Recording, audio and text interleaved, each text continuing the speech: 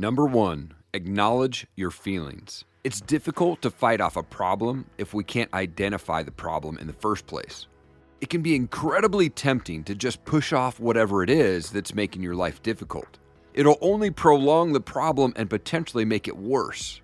You need to be aware of how you're feeling to properly tackle the problem. Be honest to yourself and your loved ones.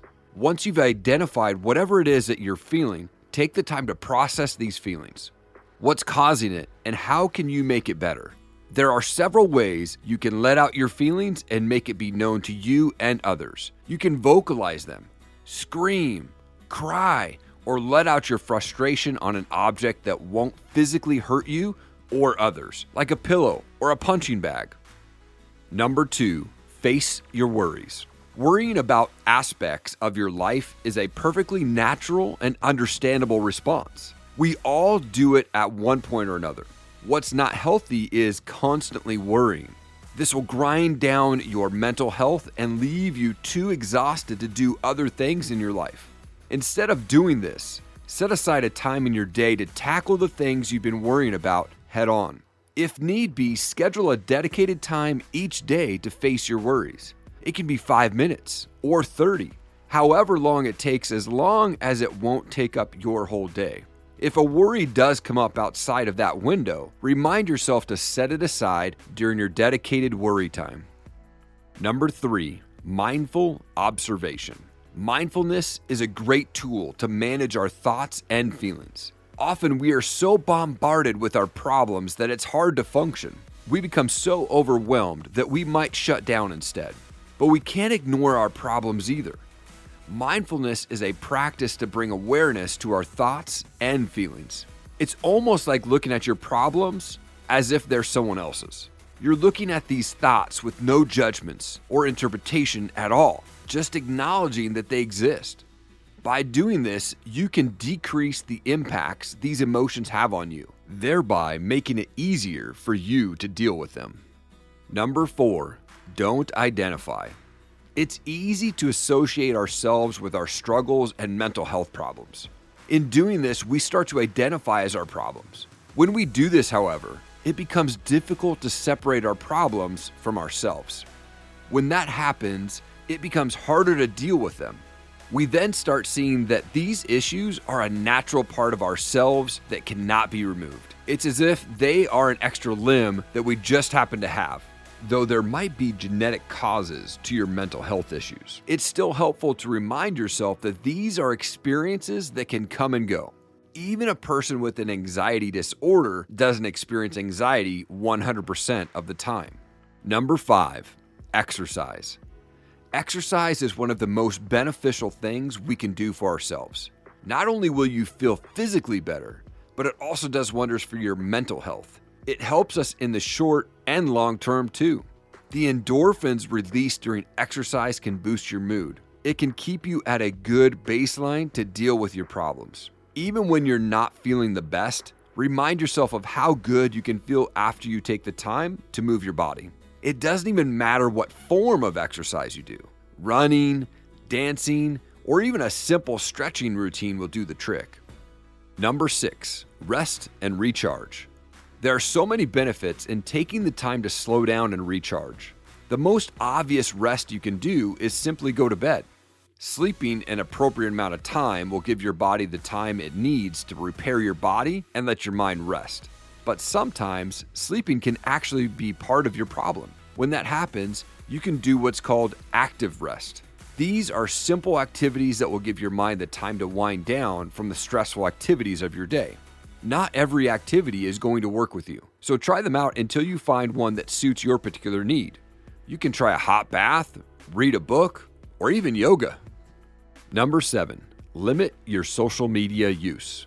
Social media, as useful as it can be, is a stressful place with many triggers. If you don't carefully limit your social media, you might be overexposed to news that can harm your mental health. Even if you stay off the news, limiting how much you see of your friends' social pages can help as well. When we see our friends' photos and posts, we might start a comparison game between us and them. Suddenly, you might find that you're wishing to have the life they had and hating the life that you do have.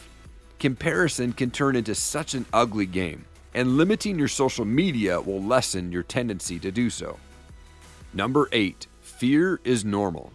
Bravery is not the lack of fear, but the ability to face it. Everyone fears something in their lives. Some people's fears might seem smaller and more inconsequential than others, but they always exist in one form or another. Fear is normal. But fear is also scary, and we don't want scary things in our lives. We don't want our fear to take over and make our lives even worse. Instead of trying to eradicate any feeling of fear, try accepting that they exist. Your fear can be indicative of other problems in your life, and by facing them, you might learn more about yourself. Number 9, change your goals. Nobody's perfect. That's part of being human. But sometimes we forget that simple fact. Instead of aiming for perfection, aim for progress. The downfall of aiming for perfection is that since it's an impossible task, we start hating ourselves for setting such an impossible goal. Aim for improvement instead. Imagine you're trying to run a marathon. If you've never run in your life, there's no way you can finish that marathon right this moment. Train incrementally. However, and eventually, you'll be able to run a marathon. You might not be the fastest to run it, but you'll complete it. Approaching mental health is similar to physical health. Start small and increase your goal bit by bit each day. Don't forget to be proud of your accomplishment, no matter how small it might seem. Number 10, accept change. Change is often difficult, especially when you've been stuck in a situation for a long time. You start to think that this is how life should be, and any change will make things worse. Even when you know deep down that things must change if you want to be better, it can still be hard to see the change. But sometimes just saying out loud that you're willing to see change is enough to begin the change. The intention to change can remove any invisible mental blocks that might have prevented change from happening in your life. Number 11, focus on the positives. You want to get better, so you've decided to get over your fears and whatever else is in the way of you getting better. Unfortunately, by focusing on these fears, you might unintentionally reinforce them. Instead of focusing on your fears, try instead to focus on the after.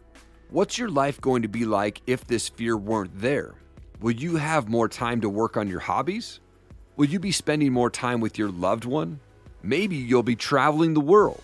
Whatever it is, focusing on that possibility can help you move on and actually work on your fears. Focus on the positive, and the negative will seem so much smaller and manageable. Number 12, be present. We live in a society that puts immense focus on our future. We work to have a retirement plan. We buy a house that can last us until we die, and we save up and pay insurance for any accidents that might happen in the future. All good things for sure, but there's an unfortunate side effect to this future-focused behavior. We forget about anything that's happening in the present, including how we are feeling. Unlike other aspects of our lives, our feelings are something that exists only in the present. Future feelings don't exist yet, and past feelings are just memories. That's why we need to be present and deal with the feelings we have here and now.